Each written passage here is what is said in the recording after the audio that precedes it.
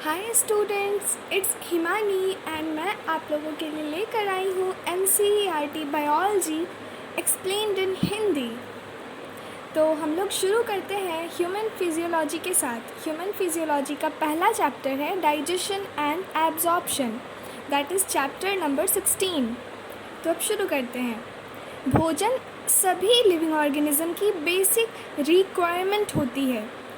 हमारे भोजन का जो प्रमुख कंपोनेंट होता है, मेन कंपोनेंट्स होते हैं, वो है carbohydrate, protein and fat. Again carbohydrate, protein and fat. Vitamins और मिनरल्स भी कुछ मात्रा में, थोड़ी सी मात्रा में ज़रूरी होते हैं, आवश्यक होते हैं वाइटामिन्स एंड मिनरल्स। जो फूड हम लोग खाते हैं वो एनर्जी और टिश्यू की ग्रोथ के लिए एंड रिपेयरमेंट के लिए ऑर्गेनिक मटेरियल देता है, प्रदान करता है। जो फूड हम खाते हैं वो एनर्जी देता है और टिश्यू की ग्रोथ के लिए एंड रिपेयरमेंट के लिए ऑर्गेनिक मटेरियल देता है। जो पानी हम पीते हैं वो हमारे बॉडी की, हमारे शरीर की मेटाबॉलिक प्रोसेस के लिए बहुत ज़रूरी होता है। हमारे बॉडी को डिहाइड्रेट होने से बचाता है। जो खाना हम खाते हैं उसके बायोमैक्रो मॉलिक्यूल्स को हमारा शरीर उनके ओरिजिनल फॉर्म में यूज़ नहीं कर पाता है, इसीलिए उन्हें डाइजेस्टिव सिस्टम में ले जाकर तोड़ा जाता है सिंपल सब्सटेंसेस में, और फिर उन सिंपल सब्सटेंसेस को बॉडी यूज़ करता है। कॉम्प्लेक्स फूड सब्सटेंसेस को सिंपल एब्जॉर्बेबल फॉर्म में बदलने की इसी प्रोसेस को डाइजेशन कहते हैं। और ये जो डाइजेशन है हमारे डाइजेस्टिव सिस्टम में मैकेनिकल और बायोकेमिकल मेथड्स के थ्रू होता है। कैसे होता है? मैकेनिकल एंड बायोकेमिकल मेथड्स के थ्रू। अब है 16.1, that is digestive system. Human का digestive system alimentary canal and associated gland से मिलकर बना होता है। Alimentary canal and associated glands. अब यहाँ पर एक फिगर है, वो फिगर आप लोग देख लीजिए। आगे 16.1.1 एलिमेंट्री कैनाल। एलिमेंट्री कैनाल की जो शुरुआत होती है वो एक इंटीरियर ओपनिंग माउथ से होती है। शुरुआत कहाँ से होगी? हमारे माउथ से, that is interior opening mouth. और ये खुलता कहाँ है? एनस के द्वारा। एनस पोस्टीरियरली खुलता है एनस के द्वारा। माउथ के आगे बकल कैविटी है। बकल कैविटी, उसी को ओरल कैविटी भी कहते हैं। बकल कैविटी या फिर ओरल कैविटी। ओरल कैविटी में बहुत सारे दांत है और एक मस्कुलर टंग होता है। बहुत सारे दांत और एक मस्कुलर टंग होता है, जीभ होती है। हर दांत जॉ बोन के सॉकेट में धंसा होता है, ठीक है। एवरी दांत, हर दांत जॉ बोन के सॉकेट में धंसा होता है, और इस टाइप का जो अटैचमेंट होता है उसको थिकोडोंट कहते हैं। क्या कहते हैं? थिकोडोंट, ठीक है। ह्यूमन दांत कैसा है? थिकोडोंट। ज़्यादातर जो मैमल्स है, जैसे कि human being, including human being, life में दांत के 2 सेट बनाता है। एक सेट होता है टेम्पररी मिल्क या फिर डेसिडियस टीथ, ठीक है। टेम्पररी मिल्क या फिर डेसिडियस टीथ, और बाद में परमानेंट या फिर एडल्ट टीथ द्वारा रिप्लेस कर दिया जाता है। और चूँकि ये 2 टाइप का डेंटिशन होता है, इसीलिए यहाँ पर कहते हैं डाईफायोडोंट। ह्यूमन कैसे हैं? डाईफायोडोंट। थिकोडोंट अटैचमेंट है और डाईफायोडोंट वो होते हैं। एक एडल्ट ह्यूमन में 32 परमानेंट टीथ होते हैं। कितने? 32 परमानेंट टीथ होते हैं, जो कि 4 अलग अलग टाइप के हेट्रोडोंट डेंटिशन के होते हैं। एक एडल्ट ह्यूमन में 32 परमानेंट टीथ होते हैं, जो कि 4 अलग अलग तरीके के होते हैं, और इसीलिए इसको कहते हैं हेट्रोडोंट डेंटिशन। उनके नाम है incisor, canine, premolar and molar. Incision, canine, premolar and molar. Dental formula होता है teeth of upper half jaw by teeth of lower half jaw, that is 2 1 2 3 by 2 1 2 3। 2 incisor, 1 canine, 2 premolar, 3 molar ऊपर, और again नीचे 2 incisor, 1 canine, 2 premolar and 3 molar. दांतों का जो hard chewing surface होता है वो एनामल का बना होता है। दांतों का जो हार्ड च्यूइंग सरफेस है जिससे हम चबाते हैं वो एनामल का बना होता है, जो कि फूड को चबाने में हेल्प करता है। और जो टंग है, हमारा जीभ है, एक फ्रीली मूवेबल मस्कुलर ऑर्गन है। कैसी है? Freely movable muscular organ. और ओरल कैविटी से ये जुड़े कैसी होती है, ये फ्रेन्यूलम के द्वारा floor of the oral cavity से जुड़ी होती है। जीभ फ्रेन्यूलम के द्वारा फ्लोर ऑफ ओरल कैविटी से जुड़ी रहती है। जीभ की ऊपरी सतह पर छोटे छोटे उभार होते हैं जिनको पैपिली कहते हैं, और इनमें से कुछ के पास टेस्ट बड्स होते हैं। मतलब ये जो पैपिली हैं टंग के ऊपर, उसमें से कुछ के पास टेस्ट बड्स होते हैं जिसके थ्रू हम लोग टेस्ट लेते हैं, खट्टा मीठा नमकीन जो भी। ओरल कैविटी के आगे एक छोटी सी फेरिंग्स में खुलती है। जो ओरल कैविटी है, माउथ हमारा था, वो नीचे आगे की तरफ एक छोटे से फेरिंग्स में खुलती है, फेरिंग्स में। और ये जो फेरिंग्स है वो फूड और एयर दोनों के लिए कॉमन पैसेज का काम करेगा। जो फेरिंग्स है वो फूड और एयर के लिए कॉमन पैसेज का काम करती है। एसोफेगस और ट्रैकिया को विंड पाइप भी कहते हैं। एसोफेगस और ट्रैकिया दोनों फेरिंग्स में खुलते हैं। एसोफेगस क्या है, फूड के लिए है, और ट्रैकिया क्या है, विंड पाइप है। दोनों फेरिंग्स में खुलते हैं। विंड पाइप की ओपनिंग को ग्लॉटिस कहते हैं। ये जो ट्रैकिया विंड पाइप की ओपनिंग है उसको ग्लॉटिस कहते हैं, ठीक है। और इपीग्लॉटिस एक कार्टिलेजनस फ्लैप है। इपीग्लॉटिस एक कार्टिलेज की बनी हुई फ्लैप है जो फूड को निगलते समय ग्लॉटिस में जाने से रोकती है। ग्लॉटिस क्या है, विंड पाइप की ओपनिंग है, उसमें खाने को जाने से कौन रोकेगा, इपीग्लॉटिस, जो कि एक कार्टिलेजनस फ्लैप है। इसोफेगस एक पतली सी लंबी ट्यूब है जो कि पीछे की ओर बैक साइड से नेक, थोरैक्स और डायफ्राम से होते हुए एक जे शेप के बैग में खुलती है जिसे स्टमक कहते हैं, ठीक है। इसोफेगस एक पतली सी लॉन्ग ट्यूब है जो कि पीछे की ओर से नेक, थोरैक्स और डायफ्राम से होते हुए एक जे शेप बैग लाइक स्ट्रक्चर में खुलती है जिसे स्टमक कहते हैं। इसोफेगस स्टमक में ओपनिंग होती है, वहाँ पर एक स्फिंक्टर रेगुलेट करता है, मस्कुलर स्फिंक्टर, जिसको हम लोग कहते हैं गैस्ट्रो इसोफेगल स्फिंक्टर। इसोफेगस के स्टमक में जो ओपनिंग होती है उसको एक मस्कुलर स्फिंक्टर रेगुलेट करता है और जिसको कहते हैं हम लोग गैस्ट्रो इसोफेगल स्फिंक्टर। यहाँ फिगर 16.3 में वो दिया हुआ है। एब्डोमिनल कैविटी के अपर लेफ्ट पोर्शन में स्टमक होता है। स्टमक कहाँ है हमारा, जो एब्डोमिनल कैविटी है उसके अपर लेफ्ट पोर्शन में स्टमक होता है, पेट होता है। एब्डोमिनल कैविटी के अपर लेफ्ट पोर्शन में स्टमक है और स्टमक के 4 मेजर पार्ट्स होते हैं। पहला कार्डियक पोर्शन, ठीक है, कार्डियक पोर्शन जिसमें कि एसोफेगस खुलता है। जो एसोफेगस ऊपर से आ रहा था बैक साइडली, वो खुलता कहाँ है, पेट में, कार्डियक पोर्शन में। दूसरा है फंडिक रीजन, तीसरा है बॉडी और चौथा है पाइलोरिक पोर्शन। और जो पाइलोरिक पोर्शन है वो स्मॉल इंटेस्टाइन के फर्स्ट पार्ट में खुलेगा। अब देखो 4 मेजर पार्ट्स हैं। कार्डियक जिसमें एसोफेगस खुलता है, दूसरा है फंडिक, तीसरा है बॉडी एंड चौथा है पाइलोरिक पोर्शन जो कि स्मॉल इंटेस्टाइन के फर्स्ट पार्ट में खुलता है। यहाँ पर फिगर है 16.3 जिसमें आप देख सकते हैं। अब स्मॉल इंटेस्टाइन 3 पार्ट्स में डिवाइडेड है। स्मॉल इंटेस्टाइन पहला ड्यूडेनम है जिसका शेप होता है सी शेप, ठीक है, ABC वाला सी शेप, ड्यूडेनम हो गया। जेजुनम एंड लास्ट होता है इलियम। इलियम कैसा होता है, हाईली कॉइल्ड होता है, ठीक है। इलियम कैसा होता है, हाईली कॉइल्ड होता है।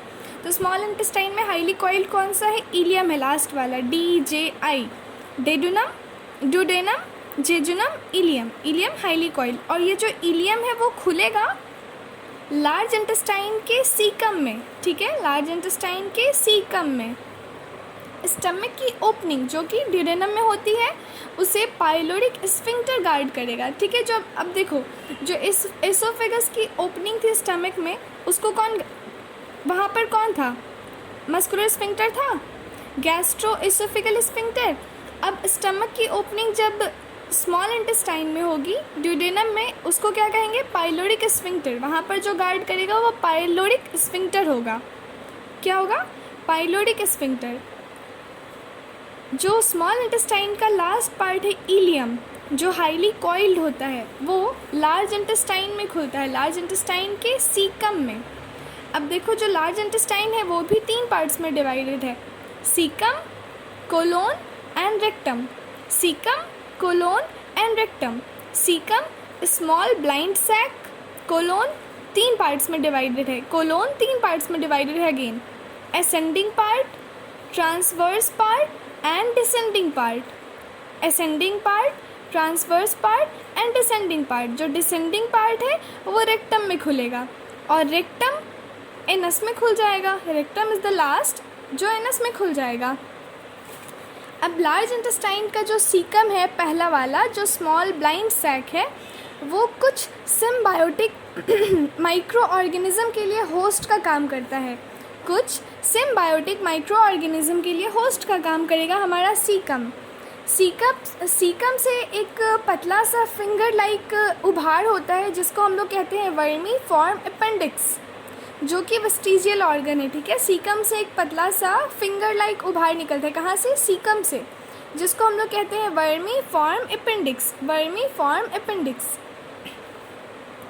एसोफेगस से रेक्टम तक एलिमेंट्री कैनाल की जो दीवार होती है उसमें 4 लेयर्स होते हैं। जो देखो, ये जो एसोफेगस से रेक्टम तक एलिमेंट्री कैनाल जा रही है, उस एलिमेंट्री कैनाल का जो दीवार है उसमें 4 लेयर्स होते हैं। वो 4 लेयर हैं सेरोसा, मस्कुलरिस, सबम्यूकोसा, म्यूकोसा। ठीक है, क्या क्या है?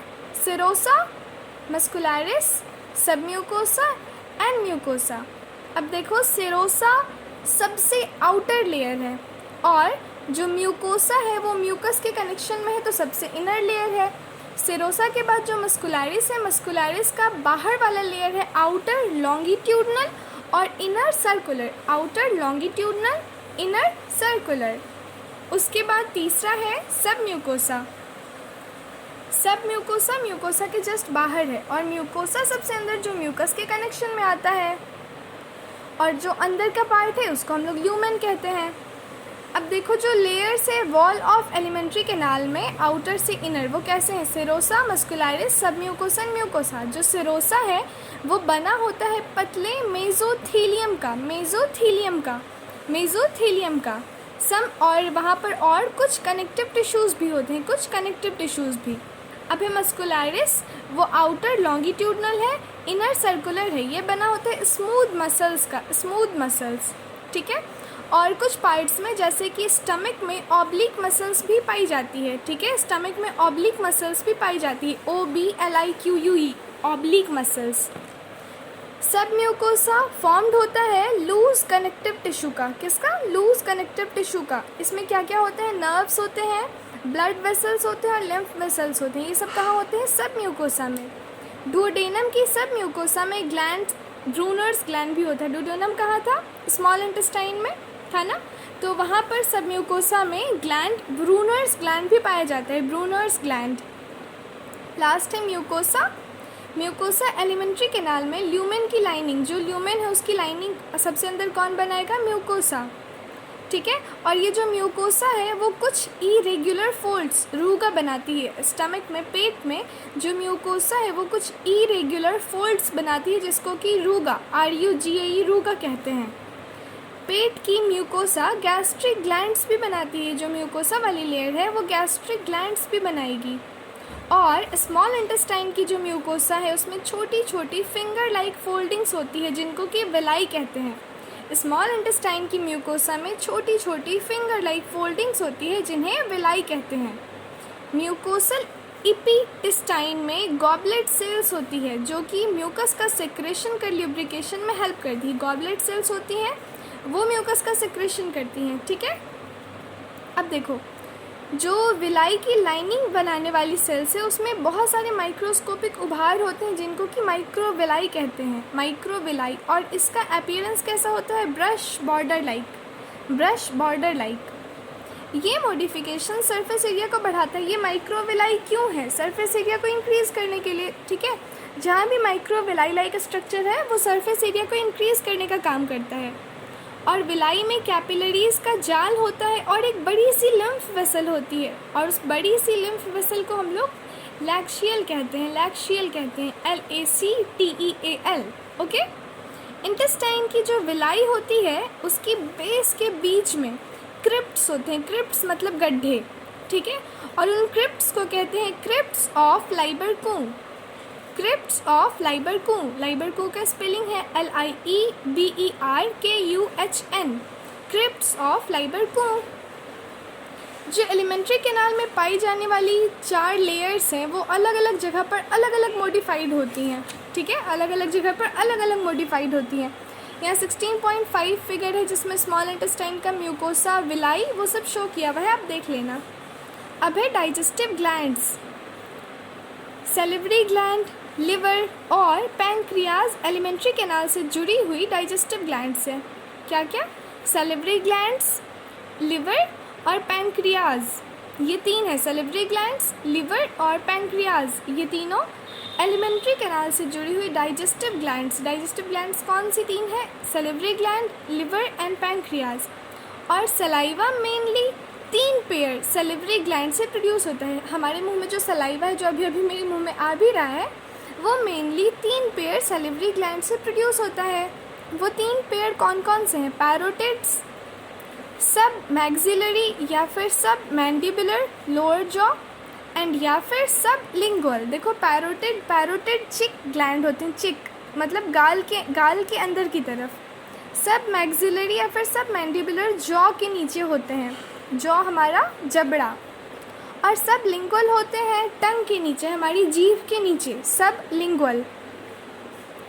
सैलिवरी ग्लैंड्स बकल कैविटी के बाहर होती है। जो सैलिवरी ग्लैंड है वो बकल कैविटी के आउटर साइड में होती है और ये बकल कैविटी में सैलिवरी जूस को सिक्रीट करती है। मतलब ये बकल कैविटी से बाहर है और बाहर से अंदर की तरफ, बकल कैविटी के अंदर की तरफ जूस को सिक्रीट करेगी, सैलिवरी जूस को सिक्रीट करेगी। लिवर हमारे बॉडी की लार्जेस्ट ग्लैंड है, ठीक है। लार्जेस्ट सबसे बड़ा ग्लैंड कौन सा है? लिवर। और लिवर का वजन एक एडल्ट ह्यूमन में 1.2 से 1.5 kg तक होता है। एक एडल्ट ह्यूमन में 1.2 kg से 1.5 kg तक होता है लिवर का वेट। लिवर डायफ्राम के जस्ट नीचे एब्डोमिनल कैविटी में होती है। लिवर कहाँ होती है? ये रहा डायफ्राम के जस्ट नीचे एब्डोमिनल कैविटी में प्रेजेंट होती है। और देखो लिवर के पास 2 लोब्स होते हैं। लिवर के पास 2 लोब्स होते हैं। लिवर की स्ट्रक्चरल एंड फंक्शनल यूनिट को क्या कहेंगे? हेपेटिक लोब्यूल्स, ठीक है।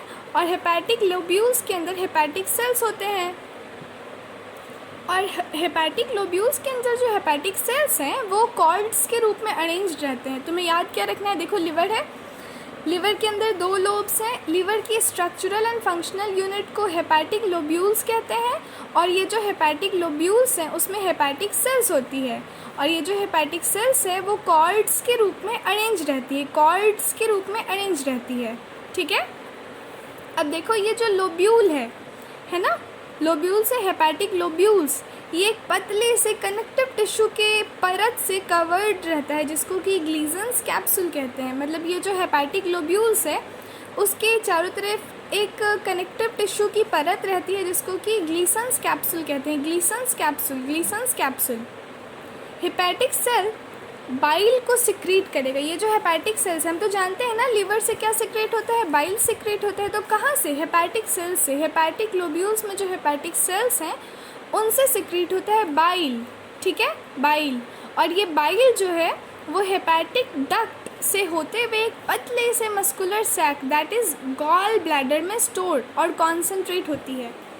मतलब देखो ये जो बाइल है वो सिक्रेट हो रहा है हमारे लिवर से और जमा कहाँ हो रहा है? गॉल ब्लैडर में। गॉल ब्लैडर कैसा है? मस्कुलर सैक है, पतला सा मस्कुलर सैक है।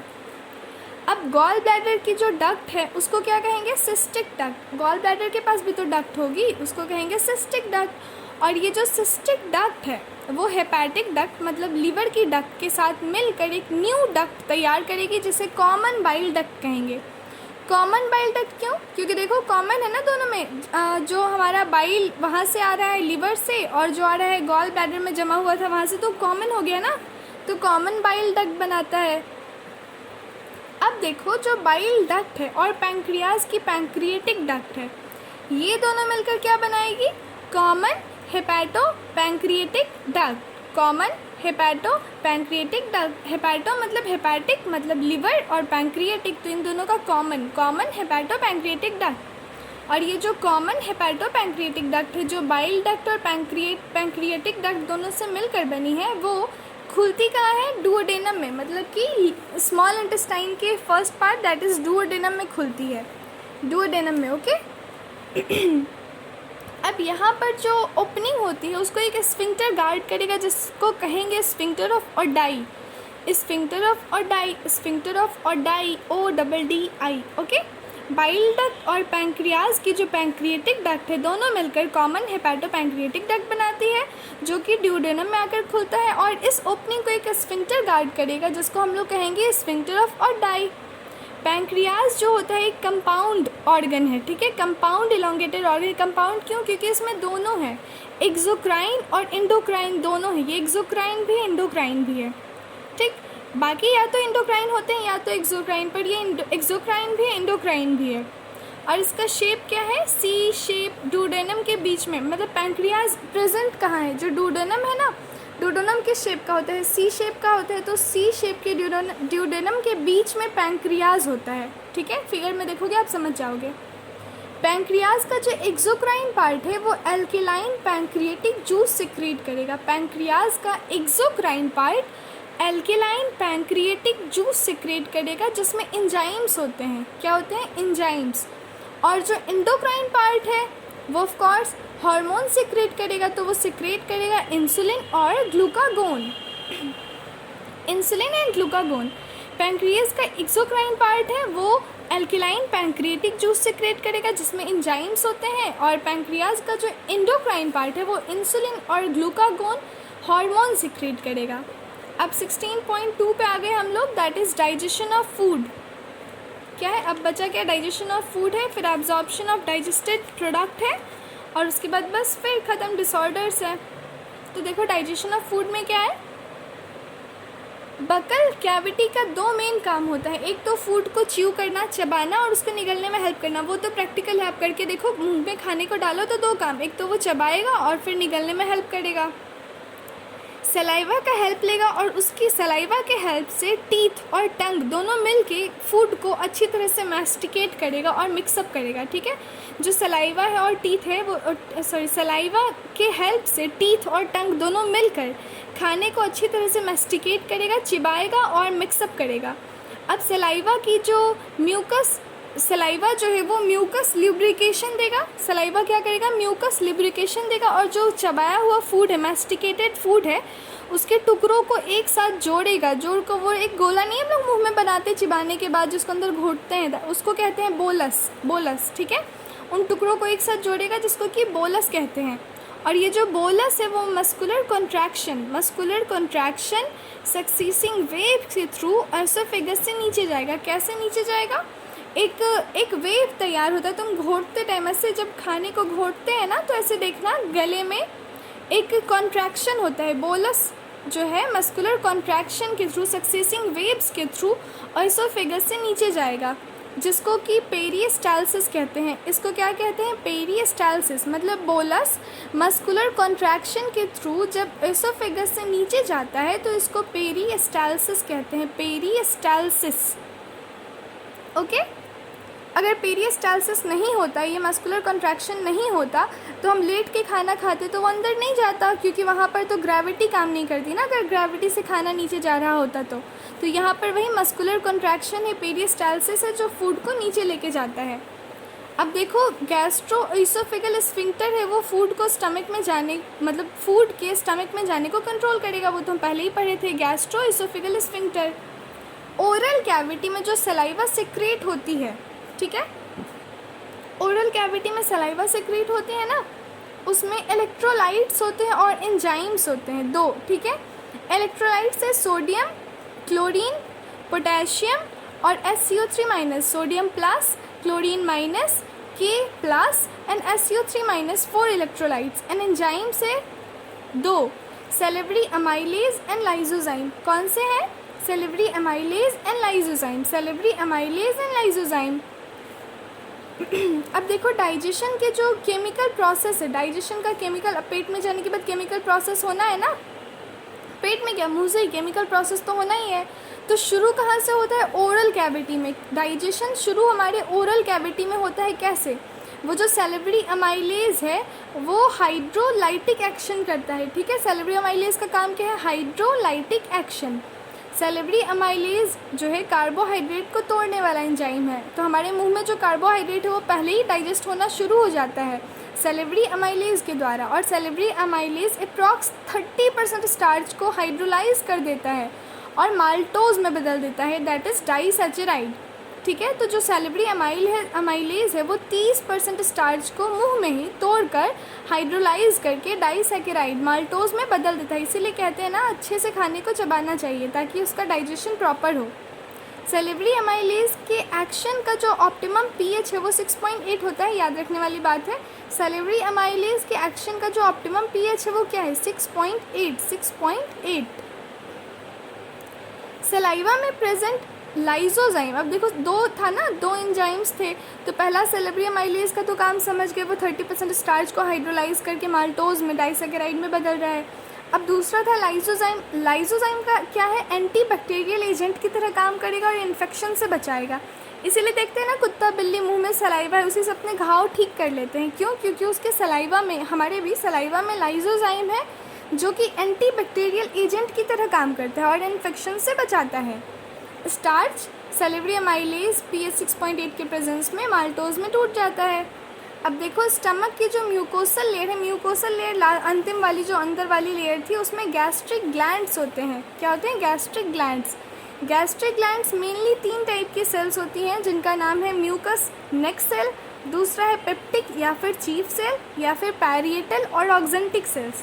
क्या है? म्यूकस नेक सेल जो कि सेक्रेट करेगी म्यूकस नेक सेल, नाम में ही म्यूकस है तो वो सेक्रेट कर रही है म्यूकस। दूसरी है पेप्टिक या फिर चीफ सेल या फिर पेप्टिक सेल जो सिक्रेट करेगी pro enzyme pepsinogen. Peptic cell या फिर चीफ सेल प्रोड्यूस करेगी, सिक्रेट करेगी प्रो एंजाइम पेप्सिनोजेन। और तीसरी है पैरिएटल या फिर ऑक्जेंटिक सेल जो कि सिक्रेट करेगी HCl and intrinsic factor, HCl hydrochloric acid and intrinsic factor जो है विटामिन B12 के एब्जॉर्प्शन के लिए ज़रूरी है। विटामिन B12 दही में होता है ना, उसके एब्जॉर्प्शन के लिए ज़रूरी है। अब देखो, पेट में खाना 4 से 5 घंटे तक रहता है। जब हम खाते हैं 4-5 घंटे तो पेट में रहता है। अब पेट में स्टमक से एसिडिक गैस्ट्रिक जूस सिक्रीट होगा। क्या होगा? एसिडिक गैस्ट्रिक जूस सिक्रीट होगा, और ये जो जूस है वो फूड के साथ अच्छी तरह मिक्स होगा। और ये जो मिक्सिंग है वो पेट की मस्कुलर वॉल में चर्निंग की वजह से होती है। जो पेट का मस्कुलर वॉल है ना, उसमें से चर्निंग होती है, जिसकी वजह से ये मिक्सिंग होता है। और इस मिक्सचर को क्या कहेंगे? काइम। इस मिक्सचर को हम लोग कहेंगे काइम, CHYME, काइम, ठीक। अब देखो, प्रोएंजाइम पेप्सिनोजेन एक इनएक्टिव प्रोएंजाइम है और HCl के संपर्क में आते ही ये एक्टिव एंजाइम पेप्सिन में कन्वर्ट हो जाता है। देखो, पैरिएटल ऑक्जेंटिक सेल से HCl सिक्रेट हो रहा था और पेप्टिक सेल से प्रोएंजाइम पेप्सिनोजेन। तो जो प्रोएंजाइम पेप्सिनोजेन है वो इनएक्टिव हो, HCl के संपर्क में आते ही ये एक्टिव हो जाता है, पेप्सिन, एक्टिव पेप्सिन में कन्वर्ट हो जाता है। और ये जो पेप्सिन है वो स्टमक का, पेट का प्रोटियोलाइटिक एंजाइम है। ये जो पेप्सिन है वो पेट का, स्टमक का प्रोटियोलाइटिक एंजाइम है। और ये क्या करेगा? प्रोटीन्स को प्रोटियोजेज में एंड पेप्टोन्स में तोड़ देगा। ठीक। पेप्सिन क्या करेगा? वो पेट का प्रोटियोलाइटिक एंजाइम है, मतलब प्रोटीन्स को तोड़ने वाला एंजाइम है। ये प्रोटीन को प्रोटियोज में एंड पेप्टोन्स में तोड़ देता है। अब देखो, गैस्ट्रिक जूस में जो म्यूकस है और बाइकार्बोनेट से उनका मेन काम ल्यूब्रिकेशन है और हाईली कॉन्सेंट्रेटेड HCl से म्यूकोसल एपिथेलियम को बचाना है, जलने से बचाना है। जो म्यूकस है, अब देखो HCl का जो एसिडिक pH होता है वो 1.8 होता है, बहुत एसिडिक, इतना एसिडिक है कि उंगली पे पड़ जाए तो उंगली गल जाए। तो अब वो इतना एसिडिक है, हमारी पेट का जो लेयर है, इंटरनल लेयर है, उसको वो एक्सकोडिएट कर देगी, मतलब जला देगी। उसको बचाने का काम करता है म्यूकस एंड बाइकार्बोनेट्स, ठीक है। और ये पेप्सिन के लिए ऑप्टिमम होता है 1.8। रेनिन हमारे गैस्ट्रिक जूस में पाया जाने वाला ऑल्सो एक प्रोटियोलाइटिक एंजाइम है, ठीक है। रेनिन जो है वो गैस्ट्रिक जूस में पाया जाता है, एक प्रोटियोलाइटिक एंजाइम है और ये मिल्क में प्रेजेंट प्रोटीन के डाइजेशन में हेल्प करेगा। कौन? मिल्क में जो प्रोटीन्स होते हैं उनको डाइजेस्ट करने में हेल्प कौन करता है? रेनिन। आगे है देखो, गैस्ट्रिक ग्लैंड जो होता है वो कुछ मात्रा में लिपेज सिक्रेट करेगा। जो गैस्ट्रिक ग्लैंड है वो थोड़ी सी मात्रा में लिपेज भी सिक्रेट करता है। क्या? लिपेज। और स्मॉल इंटेस्टाइन की मस्कुलरिस लेयर में बहुत टाइप के मूवमेंट्स होते हैं। ये जो मूवमेंट्स हैं वो इंटेस्टाइन के बहुत सारे सिक्रेशन को फूड में अच्छी तरह मिलाने में हेल्प करके डाइजेशन को आसान बनाते हैं। स्मॉल इंटेस्टाइन की जो मस्कुलरिस लेयर है उसमें बहुत टाइप का मूवमेंट होता है और ये जो मूवमेंट होता है वो इंटेस्टाइन के बहुत सारे सिक्रेशन को फूड में अच्छी तरह मिलाने में हेल्प करके डाइजेशन को आसान कर देता है। बाइल जूस, पैंक्रियाटिक जूस और इंटेस्टाइनल जूस स्मॉल इंटेस्टाइन में रिलीज़ होते हैं। कहाँ? जो बाइल जूस था, पैंक्रियाटिक जूस था और इंटेस्टाइनल जूस था, ये तीनों स्मॉल इंटेस्टाइन में रिलीज़ होगा। पैंक्रियाटिक जूस और बाइल जूस हेपाटो पैंक्रियाटिक डक्ट के द्वारा रिलीज़ होते हैं। तो पहले ही पढ़े थे ना, पैंक्रियाटिक जूस और बाइल जूस दोनों मिलकर हेपाटो पैंक्रियाटिक डक्ट के द्वारा रिलीज़ होंगे। अब देखो, जो पैंक्रियाटिक जूस है उसमें 6 टाइप का एंजाइम होता है जो कि इनएक्टिव फॉर्म में होता है। पैंक्रियाटिक जूस में 6 टाइप का एंजाइम है जो कि इनएक्टिव फॉर्म में प्रेजेंट है। क्या क्या है? Trypsinogen, chymotrypsinogen, procarboxypeptidase, amylase, lipase and nucleases. देखो क्या क्या है? Trypsinogen, chymotrypsinogen, procarboxypeptidases, amylases, lipases and nucleases. Trypsinogen, chymotrypsinogen, procarboxypeptidase, amylase, lipase and nucleases. Intestinal mucosa से इंट्रोकाइनेज नाम का एंजाइम सिक्रेट होगा। इंटेस्टाइनल म्यूकोसा से इंट्रोकाइनेज नाम का एंजाइम सिक्रेट होगा और जो इंट्रोकाइनेज है जो कि इंटेस्टाइनल म्यूकोसा से सिक्रेट हुआ है वो इनएक्टिव ट्रिप्सिनोजन को एक्टिव ट्रिप्सिन में बदल देगा। ठीक है, इनएक्टिव ट्रिप्सिनोजन को एक्टिव ट्रिप्सिन में बदल देगा। कौन? इंट्रोकाइनेज। और ये जो ट्रिप्सिन है, एक्टिव ट्रिप्सिन, वो पैंक्रियाटिक जूस में प्रेजेंट अदर एंजाइम्स को एक्टिवेट करेगा। ये जो ट्रिप्सिन है वो पैंक्रियाटिक जूस में प्रेजेंट अदर एंजाइम्स को एक्टिवेट करेगा। क्या करेगा? पैंक्रियाटिक जूस में जो अदर एंजाइम्स हैं उनको एक्टिवेट करेगा।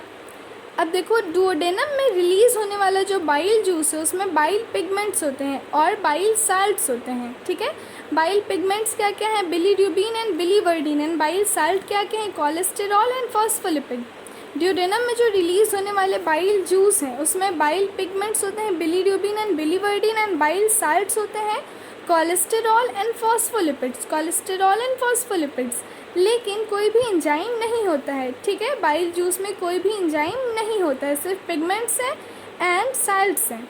अब बाइल फैट की इमल्सिफिकेशन में हेल्प करता है। ये जो बाइल है हमारे फैट की इमल्सिफिकेशन में हेल्प करेगा। क्यों? क्योंकि फैट जो होता है अपने नॉर्मल फॉर्म में एब्जॉर्ब हो नहीं सकता है।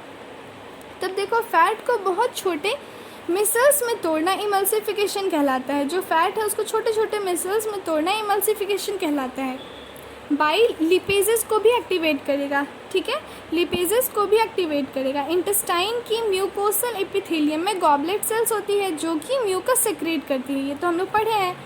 म्यूकोसा की जो ब्रश बॉर्डर सेल्स का सिक्रेशन और गॉबलेट सेल्स का सिक्रेशन है वो दोनों मिलकर इंटेस्टाइनल जूस या फिर सकस इंटेरिकस बनाते हैं। इंटेस्टाइनल जूस को क्या बोलते हैं? सकस इंटेरिकस। तो म्यूकोसा की ब्रश बॉर्डर सेल्स का सिक्रेशन और गॉबलेट सेल्स का सिक्रेशन दोनों मिलकर इंटेस्टाइनल जूस सकस इंटेरिकस बनाते हैं। इस इंटेस्टाइनल जूस में बहुत टाइप के एंजाइम्स होते हैं, जैसे कि डाइसैकेराइडेजेस जो कि एग्जाम्पल है माल्टेज, फिर डाईपेप्टाइडेजेस, लिपेजेस, न्यूक्लियोसाइडेजेस एट्सेट्रा। जो इंटेस्टाइनल जूस होते हैं उसमें बहुत टाइप के एंजाइम्स होते हैं, जैसे कि डाइसैकेराइडेजेस, माल्टेज, डाईपेप्टाइडेजेस, लिपेजेस एंड न्यूक्लियोसाइडेजेस एट्सेट्रा। म्यूकस और पैंक्रियाज से उत्पन्न बाइकार्बोनेट उनके साथ मिलकर इंटेस्टाइनल म्यूकोसा को एसिड से बचाता है और एंजाइम की एक्टिविटी के लिए अल्कलाइन पीएच 7.8 देता है, ठीक है। अब देखो जो म्यूकस है और पैंक्रियाज से निकला हुआ बाइकार्बोनेट्स है, उनके साथ मिलकर जो इंटेस्टाइनल म्यूकोसा है उसको एसिड से बचाता है और एंजाइम्स की एक्टिविटी के लिए अल्केलाइन पीएच 7.8 देता है। सब म्यूकोसल ग्लैंड, ब्रूनर्स ग्लैंड, वो भी इस काम में हेल्प करेगा। जो सब म्यूकोसल ग्लैंड है वो भी हेल्प करेगा म्यूकस और पैंक्रियाज के साथ मिलकर। प्रोटियोज एंड पेप्टोन्स, जो प्रोटियोज एंड पेप्टोन्स है, जो प्रोटीन जो काइम में पार्शियली हाइड्रोलाइज हुए हैं एंड बाकी जो बचा हुआ अनहाइड्रोलाइज प्रोटीन है वो सब इंटेस्टाइन में पहुंचा। अब यहाँ पर क्या होगा कि इंटेस्टाइन में पैंक्रिएटिक जूस के प्रेजेंस में, उपस्थिति में प्रोटियोलाइटिक एंजाइम का एक्शन शुरू होगा। क्या क्या होगा? जो प्रोटीन है, पेप्टोन है एंड प्रोटियोजेस हैं, वो ट्रिप्सिन, काइमोट्रिप्सिन, कार्बोक्सीपेप्टाइडेज के प्रेजेंस में डाईपेप्टाइडेज में टूट जाएंगे, ठीक है। प्रोटीन, पेप्टोन्स एंड प्रोटियोजेस, ये तीनों ट्रिप्सिन, काइमोट्रिप्सिन एंड कार्बोक्सीपेप्टाइडेज के प्रेजेंस में डाईपेप्टाइड में टूट जाएंगे। काइम में प्रेजेंट कार्बोहाइड्रेट पैंक्रिएटिक एमाइलेज से हाइड्रोलाइज होकर डाइसैकेराइड बनाते हैं। जो काइम में प्रेजेंट कार्बोहाइड्रेट है वो पैंक्रिएटिक अमाइलेज से हाइड्रोलाइज होकर डाइसैकेराइडेज बनाते हैं। पॉलीसैकेराइड स्टार्च अमाइलेज के प्रेजेंस में डाइसैकेराइड बनाएंगे। लिपेज फैट को बाइल की हेल्प से तोड़कर डाई एंड मोनोग्लिसराइड बनाते हैं। जो लिपेज हैं वो फैट को बाइल की हेल्प से तोड़कर डाई एंड मोनोग्लिसराइड बनाते हैं। फैट लिपेज के प्रेजेंस में टूटकर डाईग्लिसराइड बनेगा, फिर वो मोनोग्लिसराइड बन जाएगा। अब देखो जो पैंक्रिएटिक जूस में प्रेजेंट न्यूक्लियेजेस है वो न्यूक्लिक एसिड प्रोडक्शन करेगा और न्यूक्लियोटाइड और न्यूक्लियोसाइड बनाएगा। न्यूक्लिक एसिड न्यूक्लियेजेस के प्रेजेंस में न्यूक्लियोटाइड और फिर न्यूक्लियोटाइड न्यूक्लियोसाइड। अब सकस इंटेरिकस के प्रेजेंस में एंजाइम्स ऊपर के इन रिएक्शंस के एंड प्रोडक्ट पर एक्शन करेगा, ठीक है। इनका जो एंड प्रोडक्ट है उस पर एक्शन करेगा और इनके प्रोडक्ट्स को सिंपल एब्जॉर्बेबल फॉर्म में कन्वर्ट कर देगा। कौन? सकस इंटेरिकस। डाइजेशन के फाइनल स्टेप जो होते हैं वो इंटेस्टाइन की म्यूकोसल एपिथेलियल सेल्स के काफ़ी पास में होते हैं। क्या क्या होता है? देखो डाईपेप्टाइडेज जो बना था डाईपेप्टाइड्स, वो डाईपेप्टाइडेज के प्रेजेंस में अमीनो एसिड में टूट जाएगा जो कि एब्जॉर्बेबल है। फिर माल्टेज के प्रेजेंस में ग्लूकोज और ग्लूकोज देगा, 2 ग्लूकोज।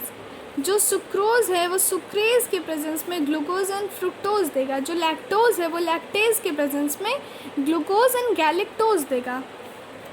और न्यूक्लियोटाइडेज के प्रेजेंस में न्यूक्लियोसाइड्स देंगे और न्यूक्लियोसाइडेज के प्रेजेंस में न्यूक्लियोसाइड्स शुगर एंड बेसेस देंगे। डाई एंड मोनोग्लिसराइड लाइपेजेस के प्रेजेंस में फैटी एसिड्स एंड ग्लिसरॉल देंगे।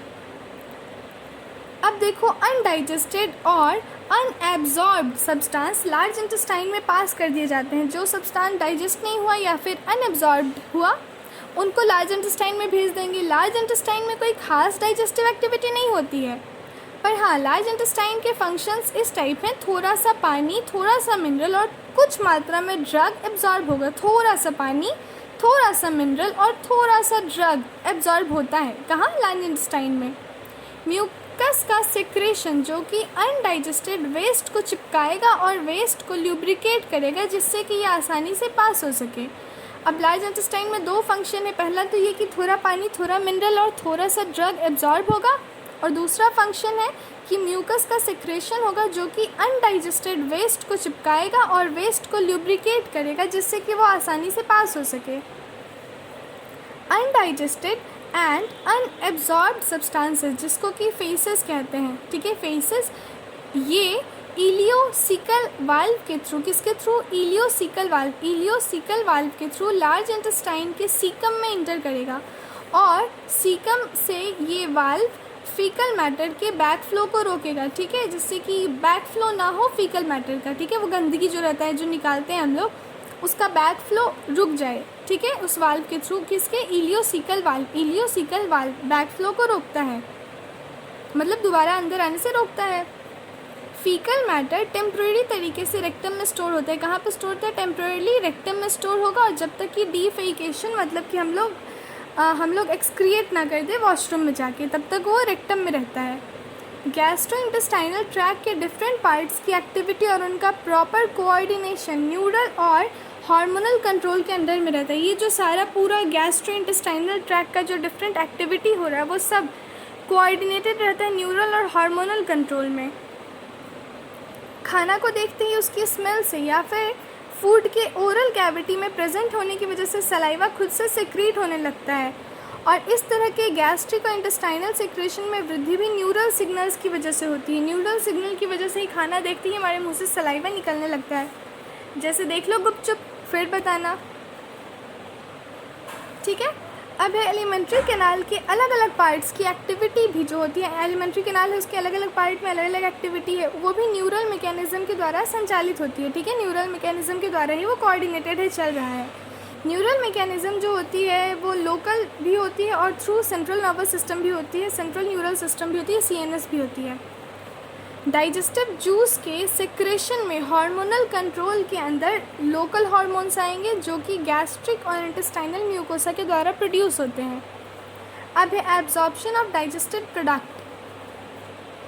एब्जॉर्प्शन वो प्रोसेस है जिसमें डाइजेशन के रिजल्ट में जो एंड प्रोडक्ट बना है वो इंटेस्टाइनल म्यूकोसा से होते हुए ब्लड में या फिर लिम्फ में चला जाता है, ठीक है।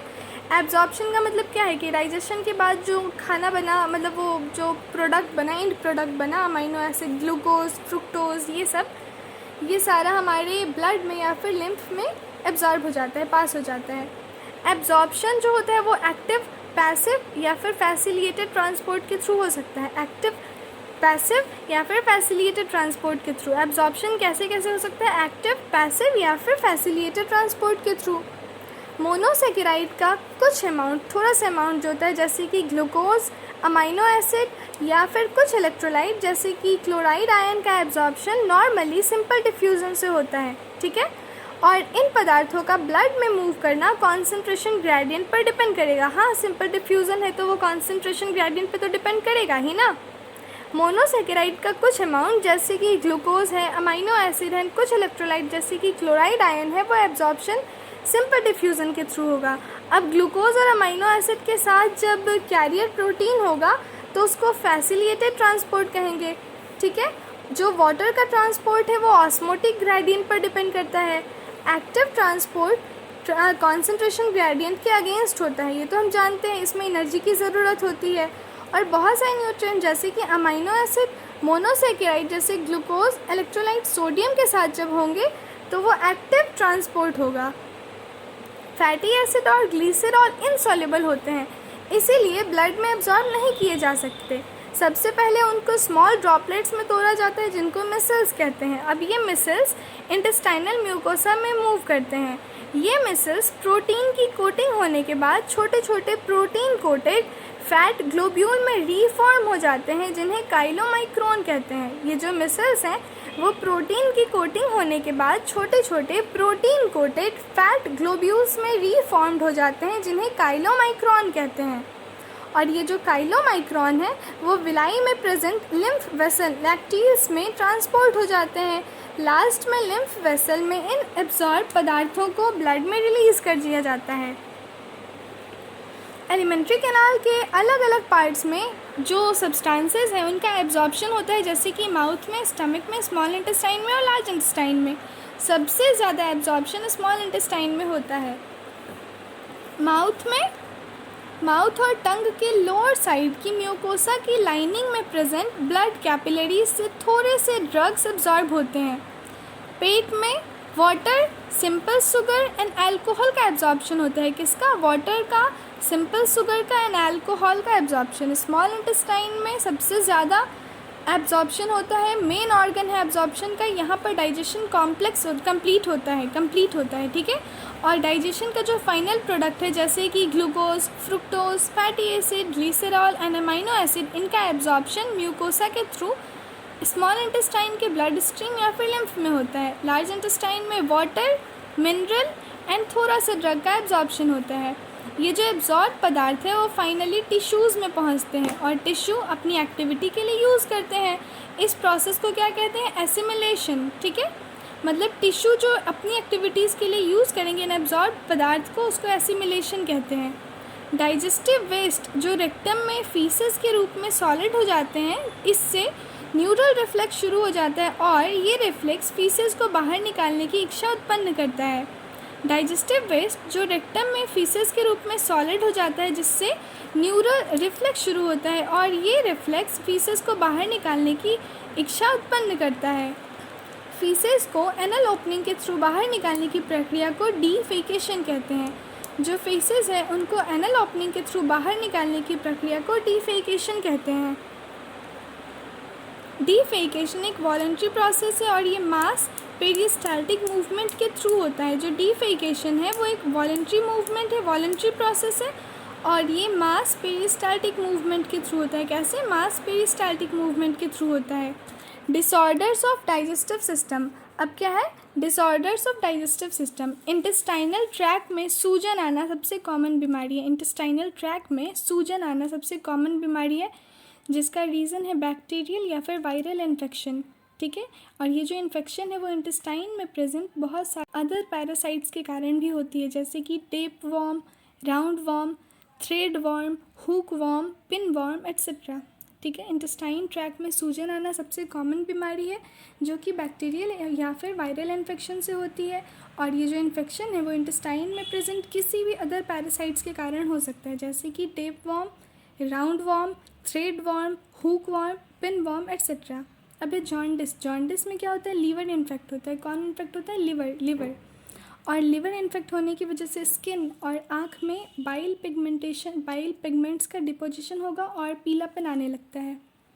वोमिटिंग, स्टमक कंटेंट का माउथ के थ्रू बाहर निकलना वोमिटिंग कहलाता है। पेट में जो भी कंटेंट है वो माउथ के थ्रू अगर बाहर निकलने लगे उसको वोमिटिंग कहते हैं। वोमिटिंग का कारण क्या है? रिफ्लेक्स एक्शन ये जो होती है उसको मेडुला का वोमिट सेंटर कंट्रोल करता है। तो वोमिट सेंटर कहाँ है? मेडुला में। इसमें नौजिया होता है, मतलब मिचली आने लगती है और फिर वोमिटिंग होता है। डायरिया में क्या होता है? बाउल मूवमेंट की फ्रीक्वेंसी एबनॉर्मल हो जाती है। डायरिया में मेनली क्या होता है? जो बाउल मूवमेंट है उसकी फ्रीक्वेंसी एबनॉर्मल हो जाएगी, एबनॉर्मल।